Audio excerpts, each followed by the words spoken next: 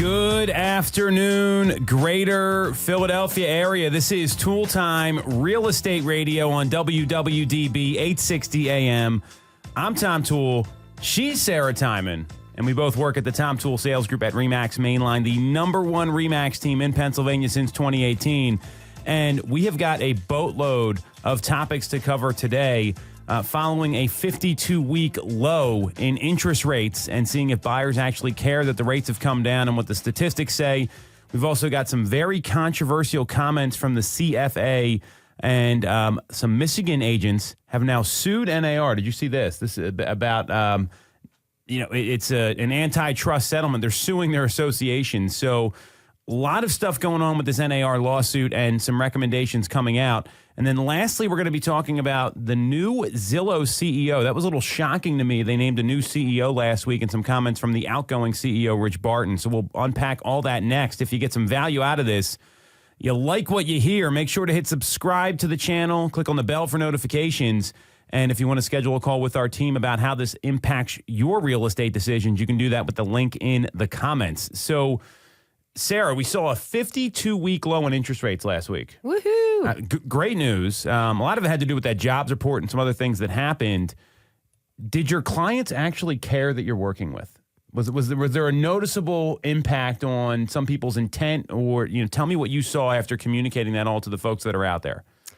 Honestly, not really. I mean, they were all excited to hear it. They were happy for the news, but I don't think that it made a major impact on their search. A couple people had questions that I was able to kind of break down and answer for them, but overall, everybody was excited to hear it. I don't know that it was enough to move the needle for them to be like, all right, I was on the fence and now I'm not, So what was that related to? Obviously we're talking about anecdotal and case studies here. Was it because they couldn't find what they're looking for? Tell me, what was some of their reasoning behind it? Maybe it's because it's the middle of August. That could certainly be a factor as well. Yeah, I think in most cases it was, had the right house been popped up, this would have been icing on the cake for them to move forward, but the right house just wasn't there. Well, that really demonstrates something that you've said on the show a lot, which is timing the market isn't usually what drives people's decision making. So right. That's pretty interesting, knowing the client load that you're carrying. So to give some perspective here, what we saw with the week ending 8/11, and this is for the entire Bright MLS service area, which is D.C., Virginia, Pennsylvania, obviously, South Jersey, Delaware. We saw an uptick of new purchase contracts. They were up 3.7% compared to the same week last year, and they were down 0.6% compared to the previous week. So that kind of hybrid week of July and August earlier this year. We saw new listings dip 7.8%, but they were up 3% compared to the same time last year. So week to week, they were down. Year over year, they were up. So it's kind of telling the same story that you're telling when you're seeing that. And Altos Research and Housing Wire, they had a pretty interesting take on this, because they talked about nationally the total inventory perspective, and they haven't seen a big pickup in demand the past couple weeks. And they were a little surprised. And they had even mentioned in this article they put together that they expected a measure of some pickup in demand with cheaper money. And they attributed it to two things. So I want to get your feedback on this. One, rates haven't fallen enough or stayed there long enough. So it's just kind of is this going to be a blip, or are they going to bounce back and kind of jump up again? Or they haven't been there long enough. Or the other reason is because there hasn't been any pickup in demand because of the seasonal timing. So what do you think about those two reasons that they're attributing the pickup in demand and the pickup in inventory? Yeah, I think they both make sense. The interest rates is, that's always positive when you see them come down here if you're a buyer, but it hasn't crossed a threshold that it's broken into a different percent yet. So I feel like when you can break down into the numbers, hey, this is what your savings is between these seemingly close together interest rate numbers, then it does feel a little bit bigger. But I've noticed it tends to be when it crosses a bigger barrier, if you will, that people start to be more excited about it and maybe have that be a little bit more of a push for them. Well, I agree with you there. I mean, and what we see sometimes is like you'll see mortgage companies, they advertise these rates where it's like the perfect scenario. Like they have an 800 plus credit score and very low debt to income ratio and all these different things. That's not attainable for a lot of folks. Right. And I think that can be a little misleading sometimes. So I tend to agree with you there. And keeping current matters. You remember that chart they showed where it's like what happens at 6, 6.5, 7? Well, once you get below 6.5 consistently, and the low was like 6.4. I mean, that was the national number from Mortgage Rates Daily, even though we saw some lower local quotes. If it was like closer to like 6, I'm clear we would see a lot of people jump back in. Now, if they also rates stay here, I would anticipate a pretty robust like post-Labor Day market because, you've been in the office, the past couple weeks. I've been there too. There's a lot of people away right now. I mean, it's just a high vacation season because school's already starting for some folks. Back to school is a real thing, and that kind of this is like that last minute vacation time that a lot of people take. And you figure some of the folks that are moving, they got little kids and they're trying to upsize, so that could certainly be a factor as well with the seasonal flow. So I'd be interested to see what happens if they stay this low. I think that's going to be the kicker here. Right. And I think that's maybe what some people are waiting for as well before getting like too excited about like, okay, great. And then if they get out there, start searching, the right house isn't there, and then they, it goes in the other way.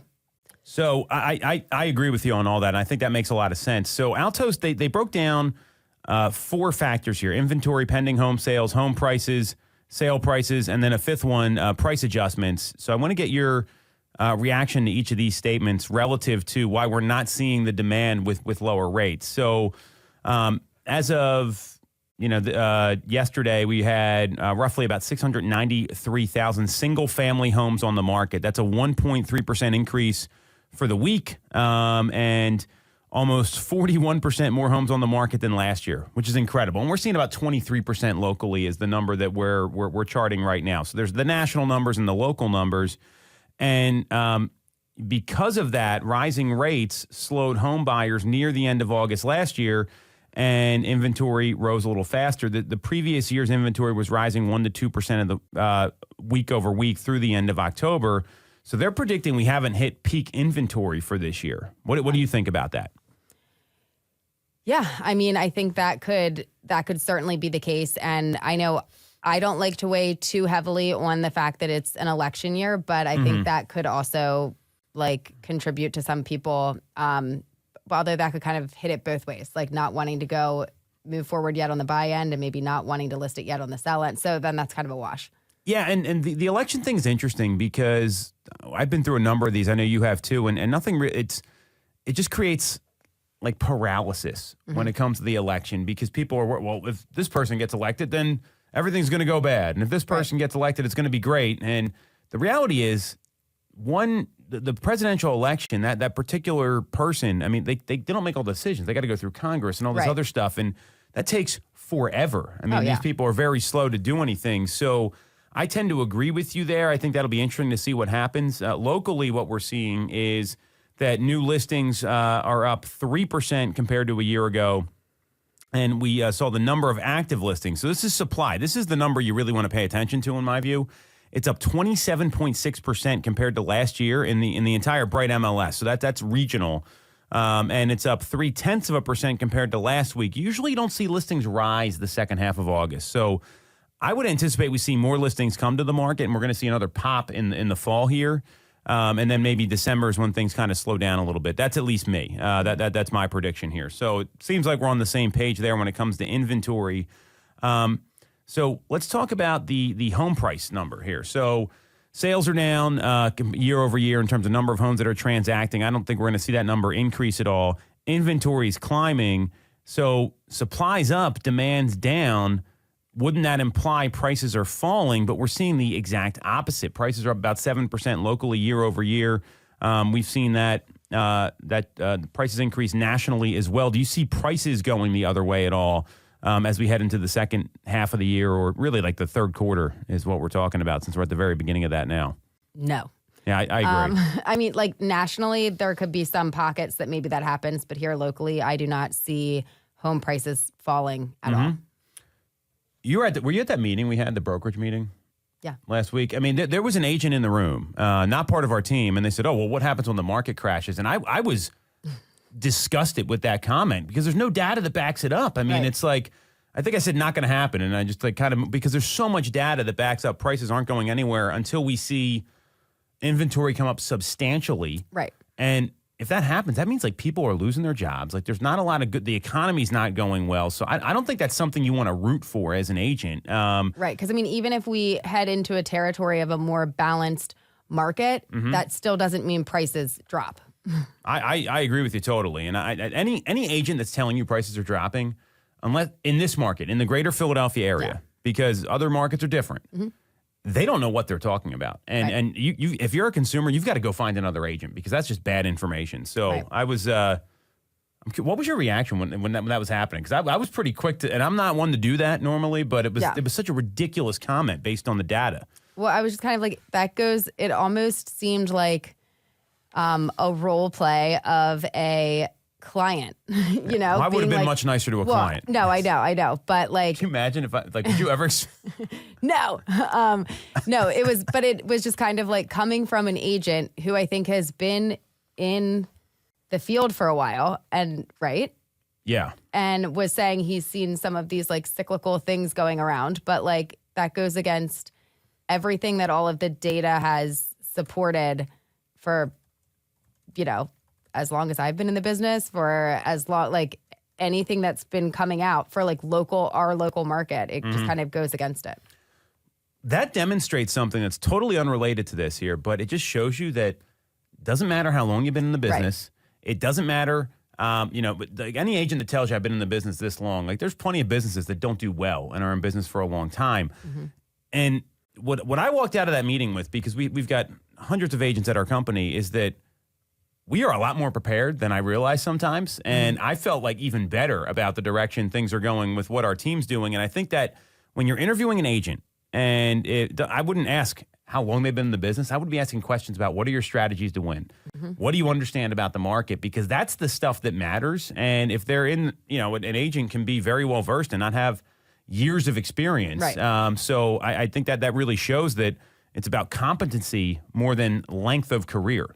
Right. Because, you can certainly have an agent that's been doing this for 40 plus years and hasn't adjusted their strategy or stayed up with how things, what is the most successful today. And like what matters if you're buying or selling a house right now is what is successful now. Yeah, for sure. And it shows you just got to, the market's always changing. So it's something that you want to just stay on top of. I mean, it's not hard to keep up with the market. I mean, you read a couple articles a week, you listen to stuff like this. I mean, it's not that difficult. Right. And if you have the right support, and like even if you are a newer agent, if you can prove to whoever you are basically interviewing with on either the purchase side or the sell side that you have the right support and that, don't lie and pretend that you've been doing this for way longer than you have been. But if you can show that you've got the resources and the ability to like work through any issue or figure anything out, there's also a level of like hunger there for newer people, I feel like, and they want these transactions to go through successfully. Like they need that.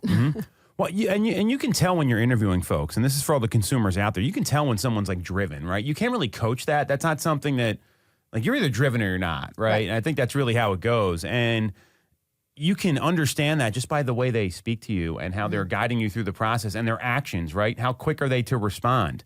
Do they give you direct advice, or are they just telling you what they think you want to hear? Because anyone can kind of tell when they're getting placated a little bit. So that's great advice, Sarah. So, but it's a great point to talk about for consumers here. Just make sure you're asking questions, because you're going to know if the person knows what they're talking about or not after a 10, 15-minute conversation. All right, so back to this Altos research article. So then the fifth thing they talked about here, I know we kind of jumped around. We didn't go through all five, is that we're approaching the end of the season, right? And I think the season is like the end of the year, at least in my view. Like once you get to November, December, that's when things kind of really starting.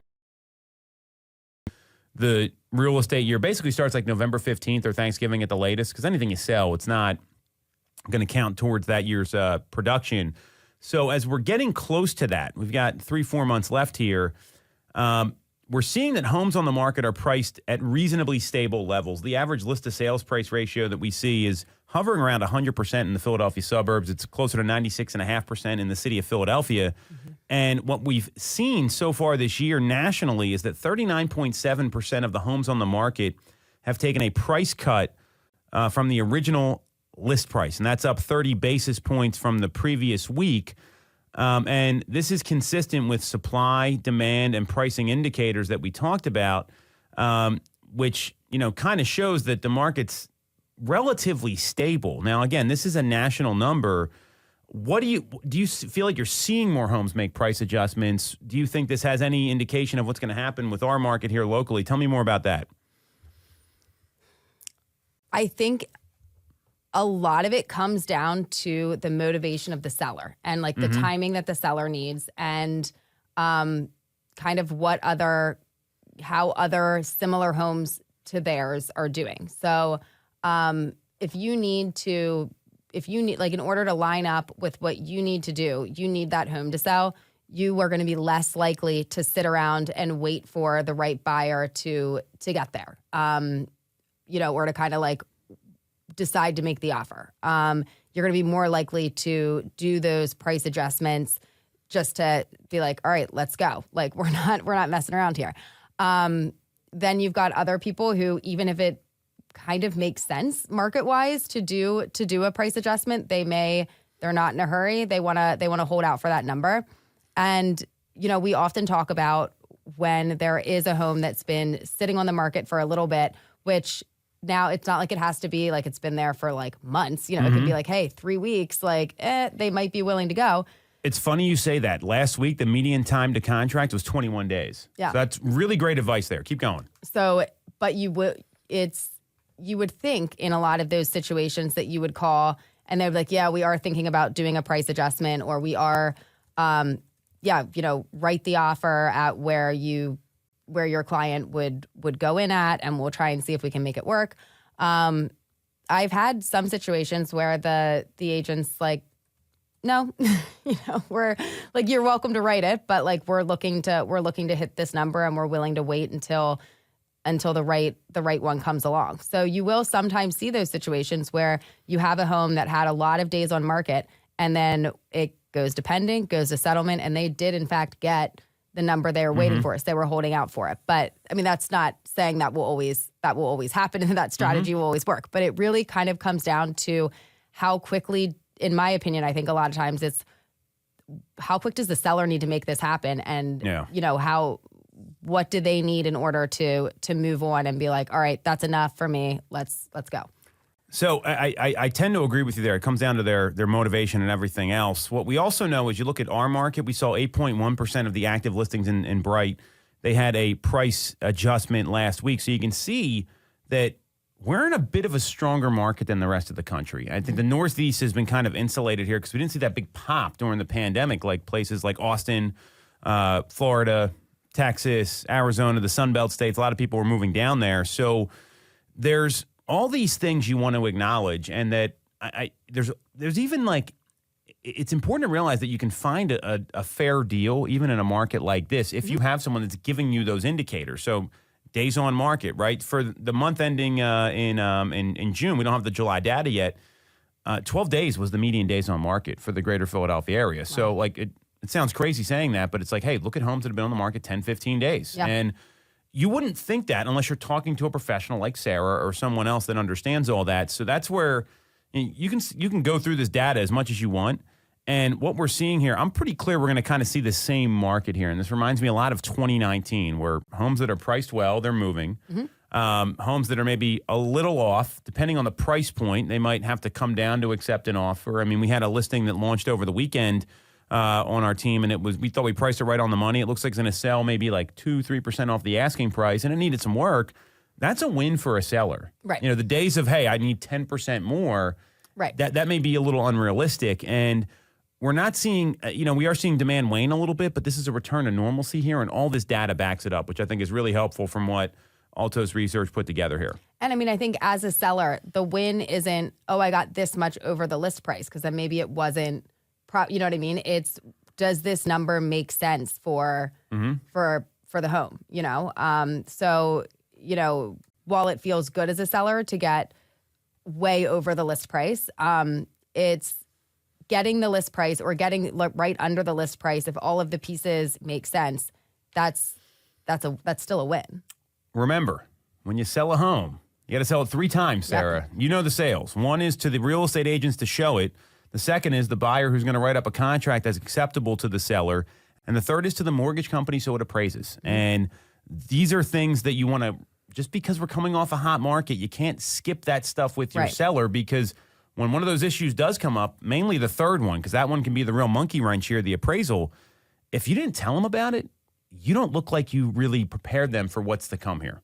Right. All right, we're going to take a quick break. We're going to come back. We've got all kinds of news from the CFA.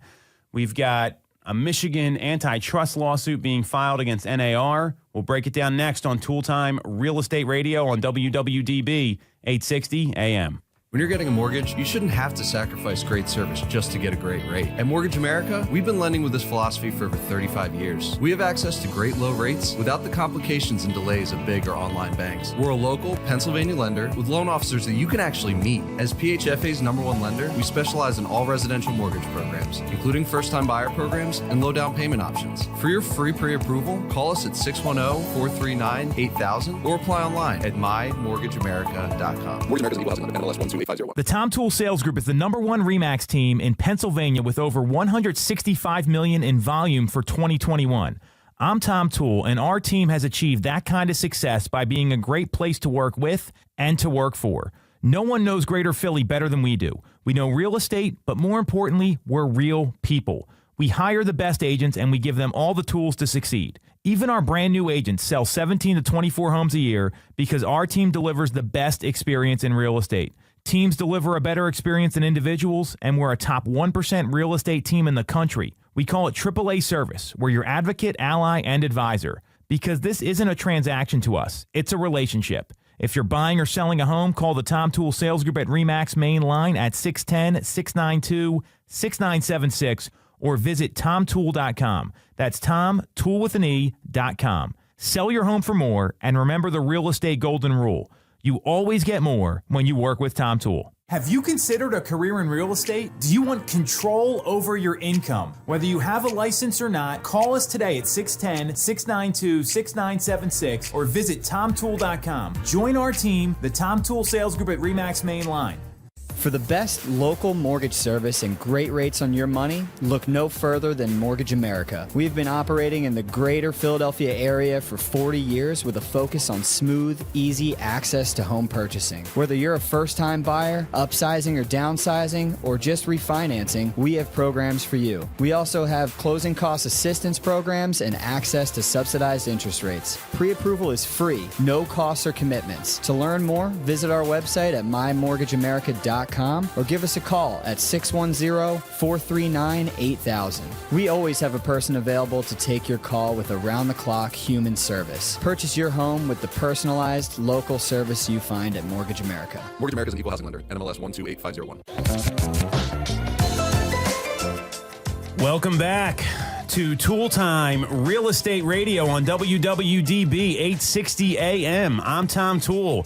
She's Sarah Tymon. We both work at the Tom Toole Sales Group at RE/MAX Mainline, the #1 RE/MAX team in Pennsylvania since 2018. And we are streaming live on YouTube here. We're going to be talking about the CFA. If you don't know what the CFA is, it's the Consumer Federation of America, urging buyers and sellers to negotiate commissions, but they've got some peculiar recommendations here that kind of go against this whole lawsuit. We're also going to break down this Michigan antitrust suit against NAR and the new Zillow CEO. So if you get some value out of this, you like what you hear, make sure to hit subscribe to the channel, the bell for notifications. And if you want to talk about how this affects your real estate decisions moving forward, we've got you covered. You can schedule a link with our team and Sarah specifically with the link in the comments. So where do you want to start here? I mean, the CFA stuff is pretty interesting. This dropped last week, so that might be the more appropriate thing to do. This came out right after the show last week. So the CFA, the Consumer Federation of America, they published a consumer alert on new realtor rules.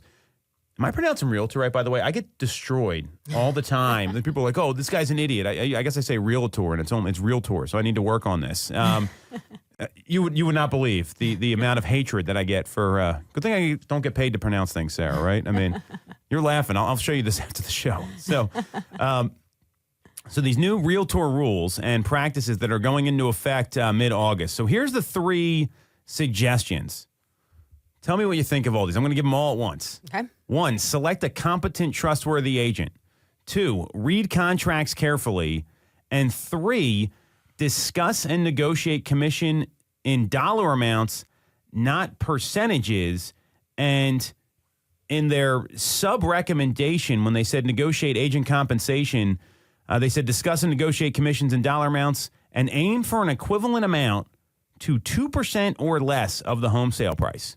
Now, before I get your reaction here, we can't talk about fees. Mm-hmm. It's an antitrust conversation. What do you think about what the CFA is recommending here? Well, I like their first 2, the selecting a competent, trustworthy agent. I mean, I think that's whether or not there were any changes going through. Sure. That seems like a smart thing to do. Mm-hmm. Read contracts carefully. Yes. Like if you're signing them, ultimately you are responsible for them. So, you can ask all of the questions and then this kind of, maybe you don't find out if your agent is in fact competent and trustworthy until after you read the contracts and see if what they told you is actually what it says and what it means. But when you're signing these contracts, I mean, you can ask all of the questions and an agent can give you answers. But if it was not explained to you properly and you sign it, you still did sign that contract. Now, could you, go back and, try to, come back after the fact or go to mediation or do whatever? Certainly, especially if you have it in, things that conflict with what's in that contract in writing. But ultimately, if you are signing a contract, you are responsible for that contract. And, that's just as not just in real estate, like in anything. If you're signing the contract, you signed it, There is a problem with people that don't read things. I mean, that goes 2 ways. One, on the consumer, to your point. Also, you want to make sure they're understanding it. And I mean, I've taken the time where we were at an appointment last night. I got home at like 9:30. I was exhausted.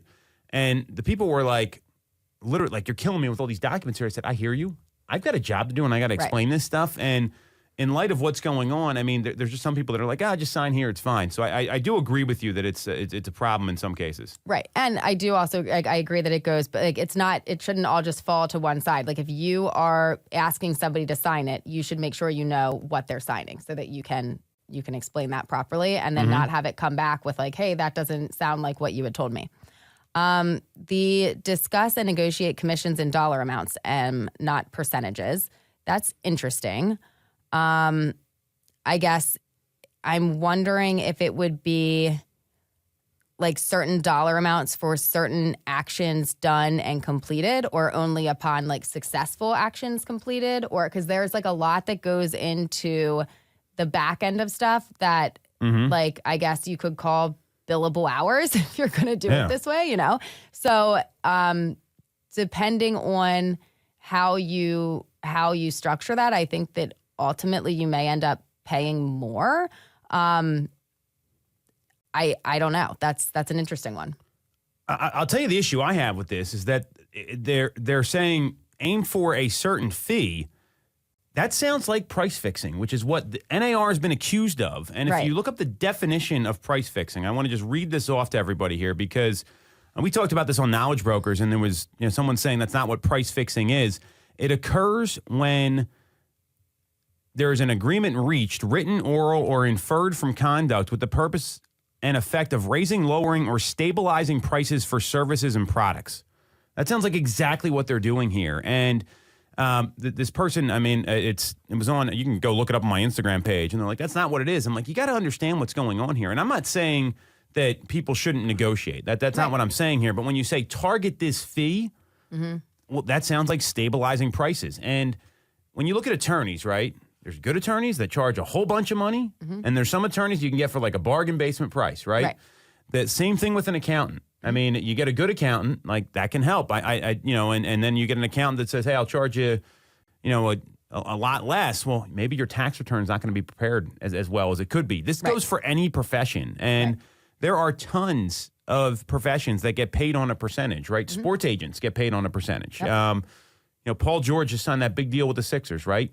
He signed it. He gets paid on the percentage. His agent gets paid that way because he wants to make sure the contract's going to be properly done. Right. So that to me is a problem here when that's coming from a government organization. I love the transparency they're talking about, but the fact that they're saying this, it's kind of ridiculous. Right. No, I agree.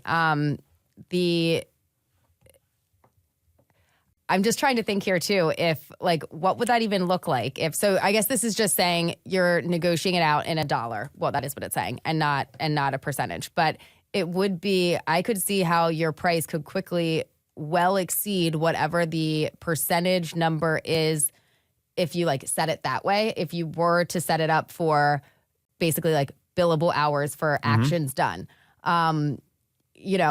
all the calls that you make, all of, even if you're on the sell side, all of the responses that you give to all the people that don't end up actually being the offer that goes through, paying for that.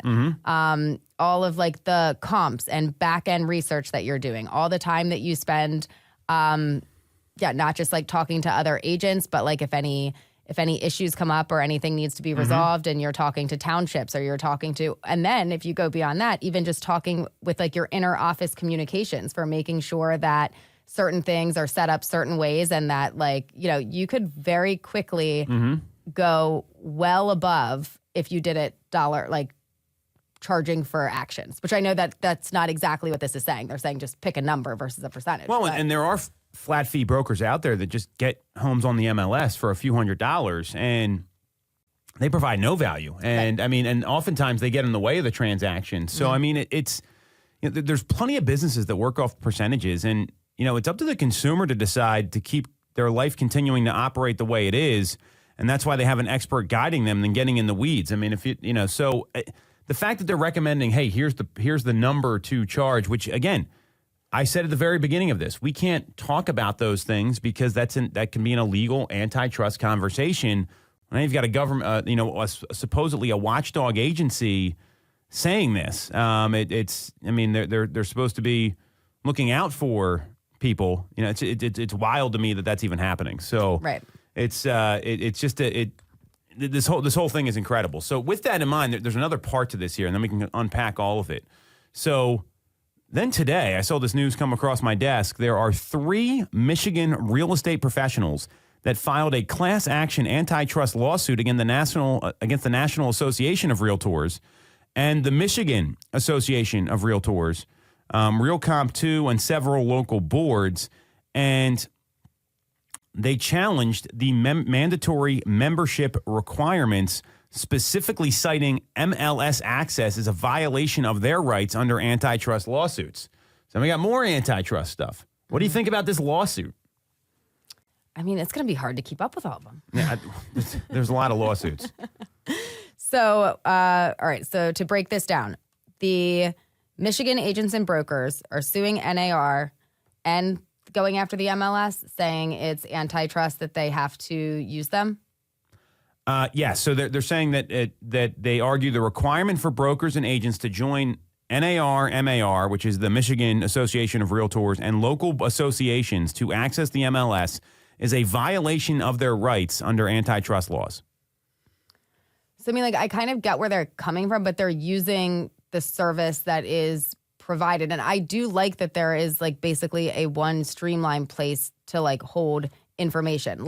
If it was something that you weren't required to, if you had to look on 30 different sites to even find out if a home is to get information on it, to even find out if it's well, I don't think that's what they're saying. Okay. I think the MLS, because there's other places you don't have to be a realtor to access the MLS. So what they're talking about is you got to join all these boards just to get MLS access. Mm-hmm. So it's not like you're just, because we get billed for the MLS. Yeah. Then we get the annual realtor dues that come through. So it's $700 for those. The MLS is $175 or $195 a quarter or something like that. So all in, you're talking about $1,500. Knowing the average agent makes about $35,000 a year, they're saying, well, maybe I can save $1,000 or save that $700. And that's what this is about. And because they're saying like joining these sites is not doing anything for me like professionally. Well, that they have to be a member of the board in order to get the MLS access, and just being able to just choose MLS access only. Right. I don't know. I mean, it would be nice not to have to pay all those fees, but well, I tend to agree with this. I mean, part of it's driven from the recent changes from the NAR settlement, and this case that we're talking about all the time.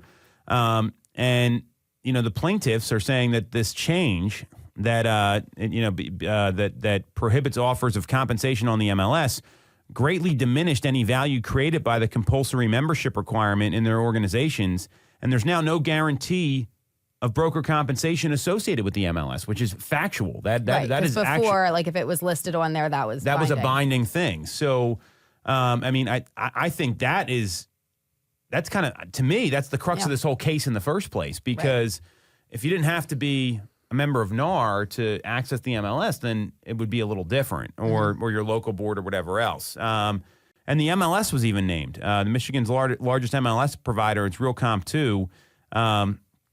So, I mean, and now they're seeking class action status. So there's going to be another one of these lawsuits happening. And if you think there's not other agents watching this, right? This is the next domino to fall here. And it doesn't put NAR in a good spot, because if people start filing these, imagine there's 50 of these that come out, right? All 50 states. So Massachusetts, I know you don't have to be a member of NAR to get MLS access, but let's say there were others, like there's many other states. I don't know all of them inside and out. NAR's in a lot of trouble here. This is not good news. Well, I feel like they're just going to be so flooded with so many different things. They're never going to get anything done ever again. It's just like too many things coming at them. I don't know how NAR is going to come back from all this, because they're just, I mean, it's now they've got their membership turning on them, right? They've already gotten attacked and lost in a really poor defense. We've talked about that at length. Mm-hmm. This is a problem. And now you got the CFA. I mean, everyone's got their sights on NAR and real estate agents right now. It's not a good time. I mean, right. And you know, that's where it's so important. If you're an agent listening to all this, you got to focus on what matters in your business. And that's what we talked about the meeting we had last week, right? You know, the big theme at the end was, hey, great, we can keep talking about all these forms and everything else. You know what's most important? Talking to people who need to buy and sell real estate and trying to help them. Right. And when you focus on that and you focus on your business, it's going to go a lot further. So how do you, has all this stuff, I mean, besides the new forms, like we know we got to get some forms signed and all that, have you changed your day-to-day at all, Sarah, with all this noise in the marketplace? No. Well, tell us more. I like how clear your answers are, by the way. It just makes it so much easier to talk to somebody. You're very direct. Yeah. So, you know, a lot of this stuff has been in the background, and we've been, you know, talking about that changes were going to be upcoming for quite a while. In terms of my day to day, like it doesn't really change any of the like activities or behaviors that you do. There would be a tweaking of a conversation and like some other things we have to implement leading up. But you know, it's one conversation amongst many other conversations that you have with your clients. So important to have it, especially now that we are very quickly approaching the deadline for when all of this needs to be done. But I think if you can explain it properly, it doesn't need to change your day to day, I guess. I agree with you. Right? I got a 3-point plan for you here. You want to hear this? This is like going to blow your mind. So knowing that there's going to be a lot of people that are going to get thrown for a loop by all these changes. I mean, we're already seeing it, right? I mean, you were at that meeting we had last week, inside and outside our organization. Here's the 3-point plan. Keep making contacts and setting appointments. That's point number 1. Number 2, master explaining all the new docs. You mentioned that. Number 3, don't deviate from 1 and 2. Right. Just keep going. And it may sound simpler than it is. You're going to get new objections. You're going to get new questions. Objections aren't, hey, I'm not going to stop transacting. It's, hey, I want to move, but I got questions about this. Right. I want to buy a home. I've got some questions. Can you clarify these things for me? Well, and I mean, I think what you're going to have to get good at it, because you can't show homes if they don't sign it. So, yes. You know, one way or another, you're going to have to either like figure out how to explain it, or you're not going to be able to show homes. And it's something that is whether you talk to me, somebody on my team, or any other agent, it is a requirement. So it's kind of nice that it applies to everybody. It's not like it's just like, oh no, just I'm making you do this. Like everybody has to. So, it's across the board. There's not an option to skirt this, and there will be people that try to get around this. Right. I know you're not one of them. I'm sure as hell not one of them. Our team's not going to be doing that, but there will be people, just like during COVID. Remember, we weren't supposed to meet people. Then all of a sudden these like showings would pop up on your listing, and it's like, well, how are you showing the house if this is happening? So the reality is that the business plan that you came up with at the beginning of the year, or hopefully you're following it, you've looked at it, don't change the plan. I would maybe double or triple down on the plan right now. And then you've got a time block. Hey, I need to learn these things. I need to understand all this. I need to read through these documents. The Pennsylvania documents, we're pretty lucky to have those. I don't think they're that complicated. I mean, you've read through them. I mean, I don't think there's anything in there that's like, wow, this is life-changing. I mean, we had a listing appointment last night. The question came up. We're getting ready to sign. Hey, so tell me what's going on with compensation and how this all works. And I said, great. And here's our options. Yeah. Here's what it means. We explained the contract, and the response was great. We still want to move. This sounds good to us. And that's if you can't do that, you've got to spend time practicing this stuff, right? You've been in the business a while. You're on our role play call practicing this. Like, you're at all the trainings. Yeah. You're not cutting corners here, and I think that's a tribute to you, and that's what a good agent should be doing. Well, and I think and I don't know if other states have this, but what's nice about ours, and in like those PDFs that we got the other week that actually highlight what the changes are, it makes it really easy to see what's different from what the previous was. And while the marked up ones, they say sample on them and they have the changes, you can show that to your clients and say like, hey, this is what's different. And it's highlighted right in red, and it makes it, I feel like it takes a little bit of the stress out of it, because it's not like looking through a whole contract for like, what else might be different in here or what's hidden in here. Like, hey, these are the changes. The more transparent you are, the better. Yeah. And there's going to be people that defend all this stuff. I mean, we've talked about this, and really we just got to educate consumers. Hey, this is a new change. Every real estate agent has to follow this that's a member of NAR. Right. And I mean, it's not like this is what's going on in our industry right now. Other industries have changes all the time that need to be kept up with. And while this is one that has like really hit the news, even within our industry, there are changes that have occurred over time that you just have to be on top of it. Like, change happens, and that's normal. I think that's a great point. And if you look at the accounting industry, and this happened in 2002, I was in college as an accounting major. This was a big deal. And it was the Sarbanes-Oxley Act. I don't know if you remember this. What'd you go to school for? Business and then sociology. Okay. So, and this was accounting specific. So I think that's why, I was an accounting major. And basically what happened was there was a lot of large companies that were cooking their books and making accounting, decisions that made them appeal to investors and different things. I mean, you talk about like Enron, right? Like, they renamed the Houston Astros Stadium. Remember, it was Enron Field, and they had to rename it, right? WorldCom was another one because there was all these scandals that happened. And I don't think anything that crazy as a scandal happened in real estate. I'm pretty clear it hasn't. But that was what happened. And they have all these new regulations that got put in place. So every accountant had to follow those things. I don't think this is any different. The good news here is that good agents have been practicing and are probably doing a lot of the stuff that we're talking about already. It's the people that weren't doing it that kind of got us into the situation in the first place.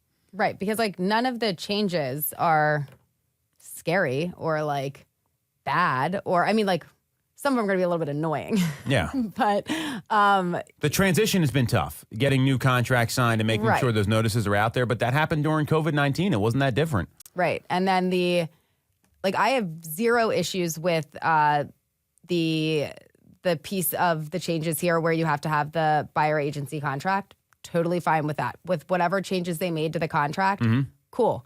The one that is just going to be until a better system is kind of figured out, like in this interim for finding out what the agency comp will be, or is there one, in a timely manner to be able to get that information to your clients prior to a showing. Like eventually, it's because you want to be able to tell them that before they go in. But Yeah, we'll figure it out. That makes me nervous because it's out of our control. Right. And I know like the steps we've taken. Like we have a dedicated website that is not attached to anything. It's only there to communicate this. We have a phone number that's only there to communicate this. It's literally by the book with the NAR settlement. Most people aren't doing that stuff. Right. I mean, and we're going to have agents that don't even pick up their cell phone and like that. And you get a hot listing, right? You've had some listings where you get 20, 30, 40 showings. These people get so overwhelmed they can't even return calls. Right. So that's where, and if I'm a seller, I'm asking people, hey, what's your system to communicate this? What are you doing to make this easy so that our listing isn't going to suffer from lack of exposure if the seller chooses to compensate a buyer agent? Because that's their option, right? So that's a question that I'd be asking if I'm a seller right now. That's a really good thing to be bringing up. I think that's going to be the toughest part of this, Sarah. You're absolutely right. So what do you think if it's going to happen with this lawsuit? I think these Michigan agents might win. I think if they do, we're going to see a lot more, but it's also going to take a long time, I feel like, for... A lot more what? A lot more lawsuits. Oh, yes. Okay. All right. I just want to be clear. I agree with you. They have a case here because there's other states that don't do this. And the forced, hey, you got to be part of this to get this. Yeah. Just like what we talked about the CFAs doing, they're all related here. So we're going to take a quick break. We're going to come back. We've got a new Zillow CEO. I was surprised by this. And this was kind of out of right field. It got announced last week. We'll break it all down next on Tool Time Real Estate Radio on WWDB-860 AM. You shouldn't have to deal with all the red tape when getting your mortgage from a big or online bank. At Mortgage America, we have access to big bank money, but with the personalized and detailed service of a local bank. We are here in your community and ready to serve with fast settlements, low down payment options, and first-time homebuyer programs. Pre-approval is free, no costs or commitments. For more information, visit our website at mymortgageamerica.com or give us a call at 610-439-8000. Mortgage America's equal housing lender. NMLS 128501. I'm Tom Toole of the Tom Toole Sales Group at RE/MAX Main Line. If you're thinking of becoming a real estate agent in the greater Philly area, I have a special offer for you. Our team did $165 million of volume in 2021, making us the #1 RE/MAX team in Pennsylvania and a top 1% team nationally. Our agents love us because we offer them a successful career, a great life, and an unbeatable culture. Agents who've been with us for at least a year average 30-plus sales. Even our brand new agents average 17 to 24 sales a year. We offer proven systems and expert training. We help you set more appointments and sell more houses.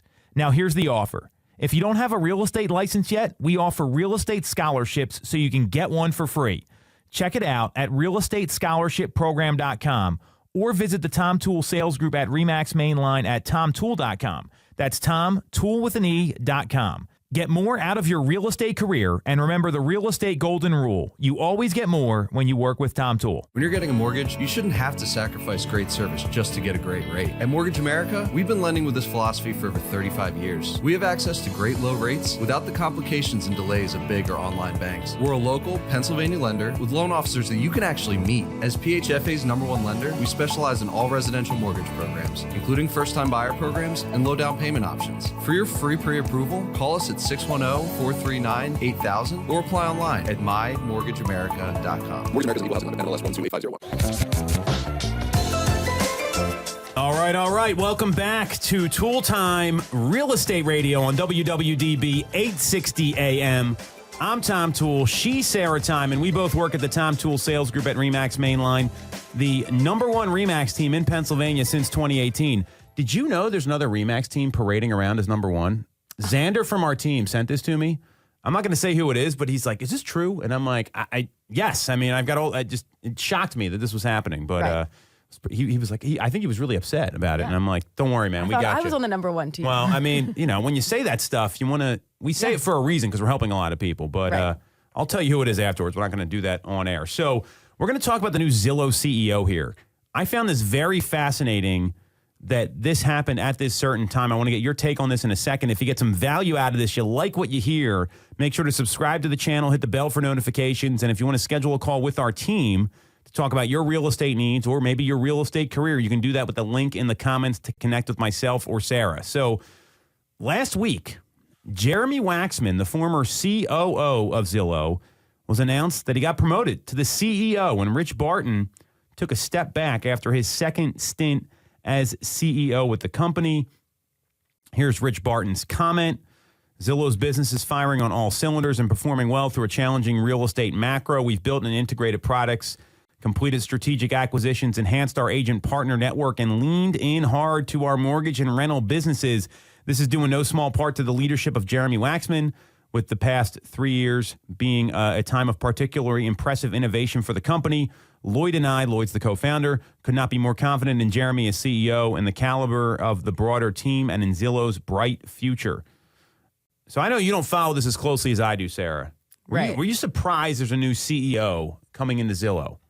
Well, how long was Rich Bartman the CEO? So this is his second stint, and it was 5 years. So he was the CEO, then he backed off, and they had Spencer Raskoff, right.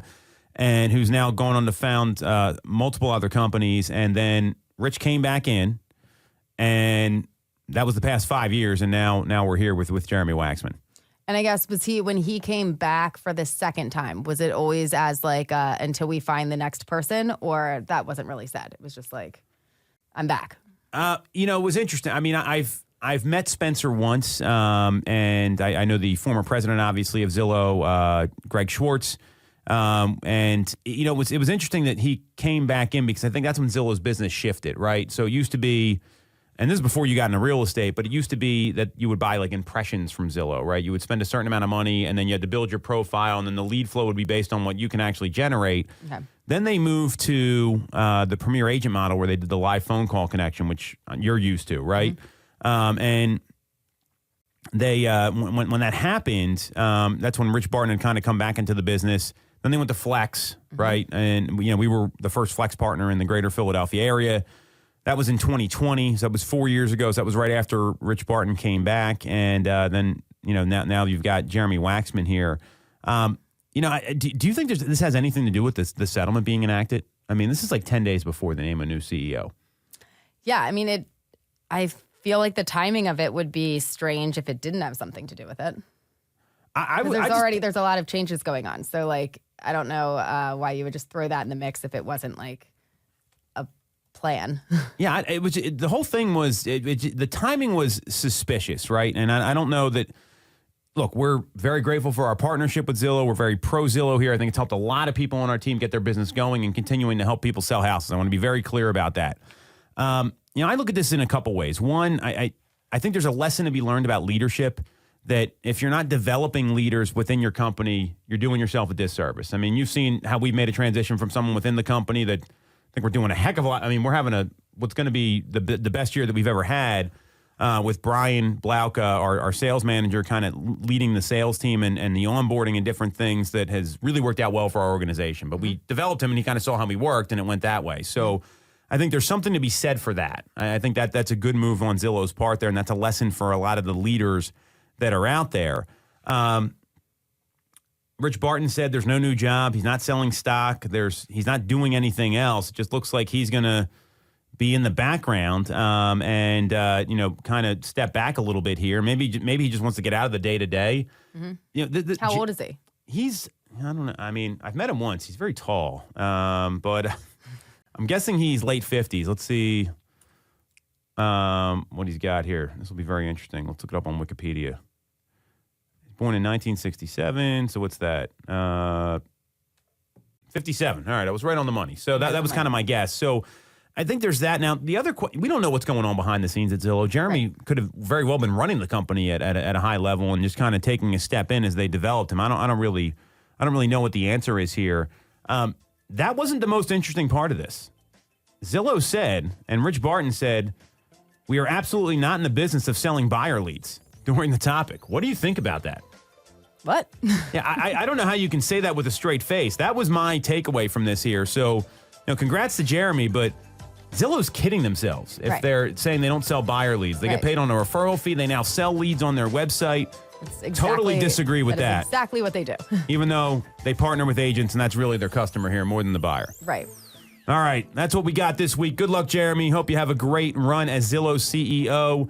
If you want to follow Sarah, she's at Ty_TyTime on Instagram. You can follow me at Tom Toole 3RD. We're streaming live every week.